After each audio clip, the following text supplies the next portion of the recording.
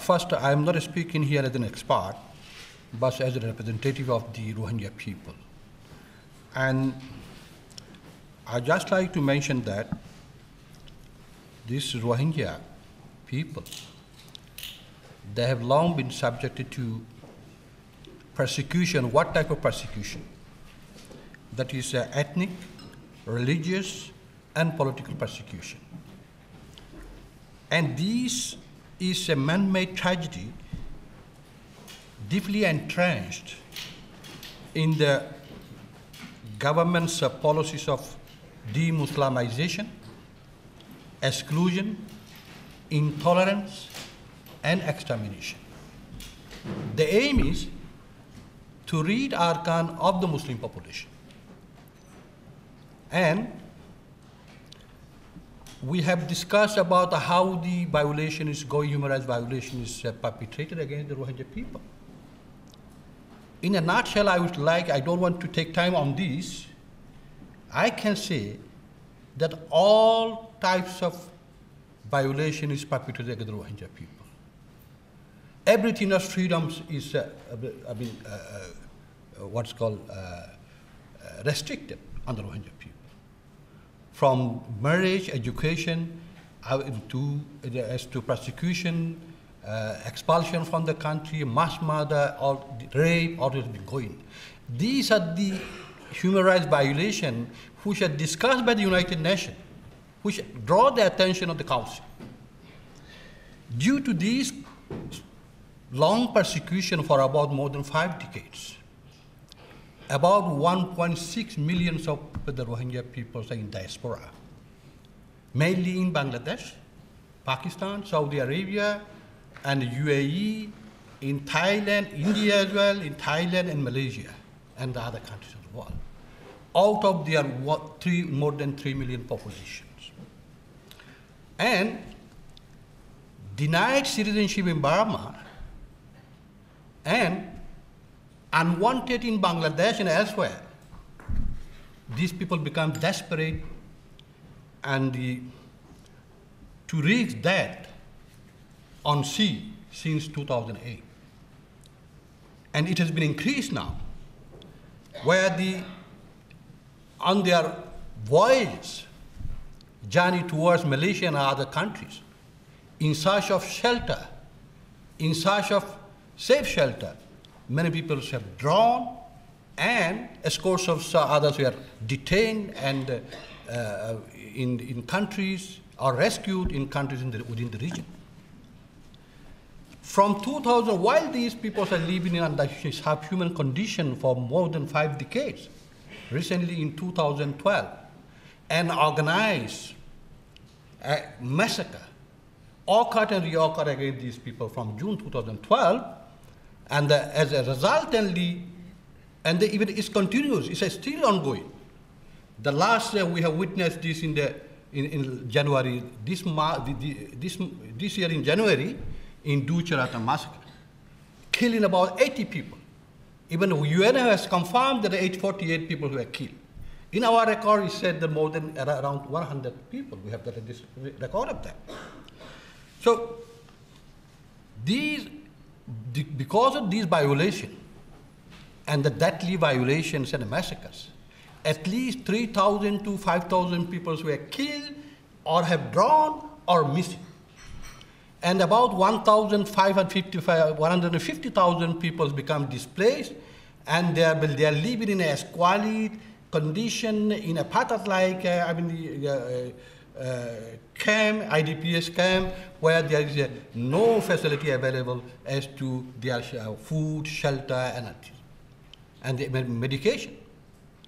And above all, even those who are helping them, either NGOs and even United Nations agencies, they were attacked by the Arakan mobs. I should say the extremist Arakan Buddhist mobs. So what to do? And then forcing them to leave Arakan. By this, that the situation is such that every day in villages, under siege and the displacement camp, people are dying. And today, the word Rohingya is blacklisted and unmentionable in Burma. They are excluded from the current recent UN-sponsored census.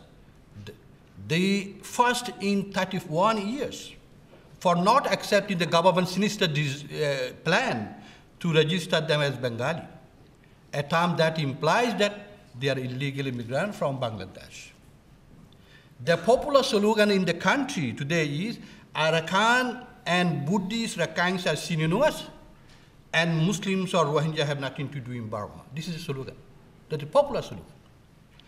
They insult the religion of Islam, comparing it with the animal doctrine.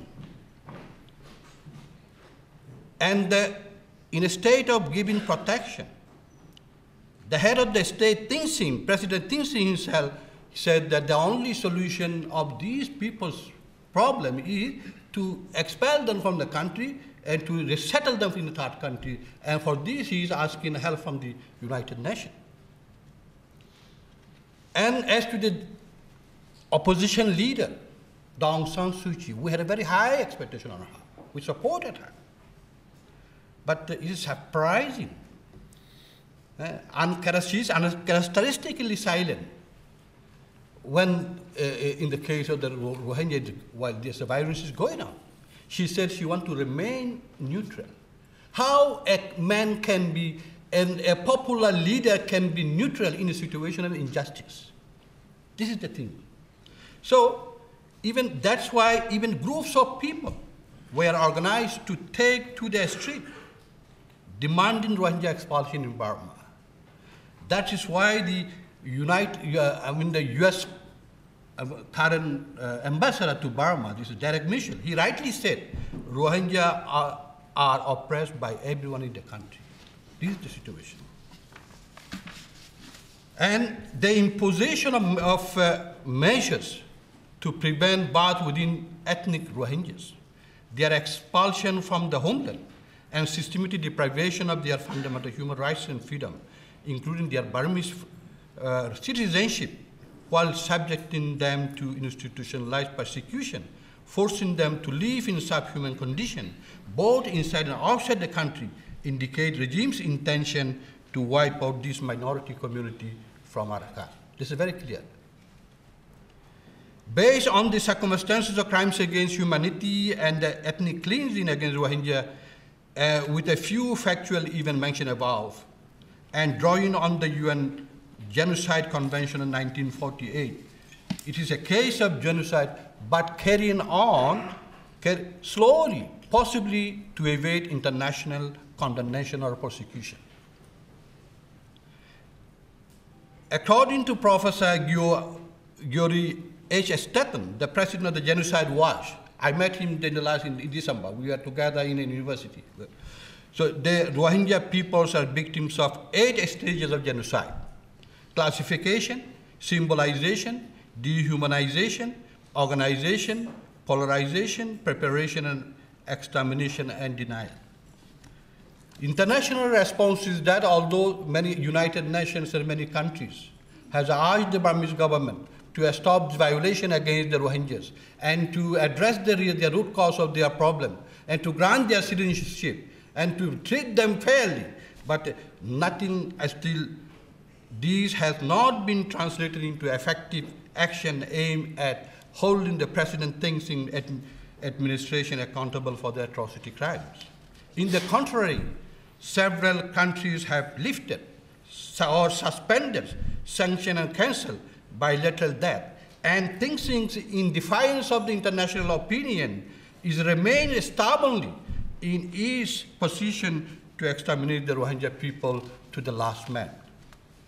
So this is round the clock. Who is under the circumstances, who is to protect these people? As to protection. Where these round the clock, these people are in danger of murder, rape, destruction, and other human aid. They are left with no option. The only thing, either escape or face physical destruction.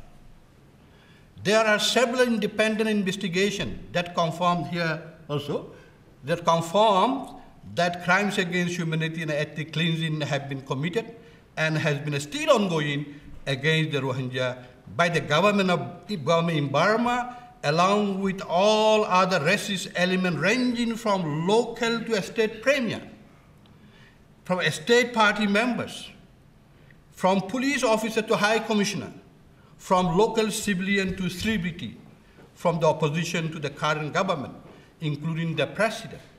Thus, these international crimes have been carried out with full impunity, with the knowledge of the government, and violations have not been fully or impartially investigated, and none of the perpetrators have been brought to justice.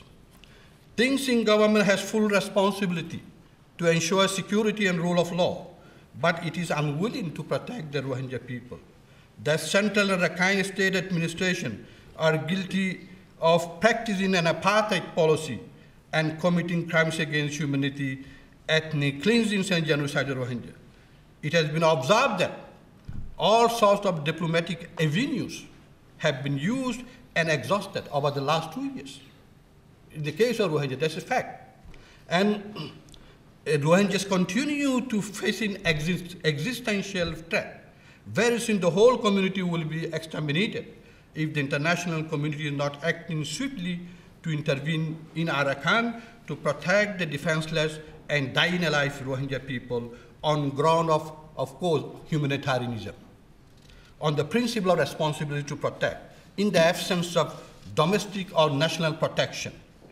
It is imperative for the international community to act. In conclusion, as a Rohingya representative, I would like to plead from this, the platform to the international community, to you, to put an end to this barbarism and let the world body stand for no more genocide and prove that nations of the world can really stop mass killing and atrocity. Thank you.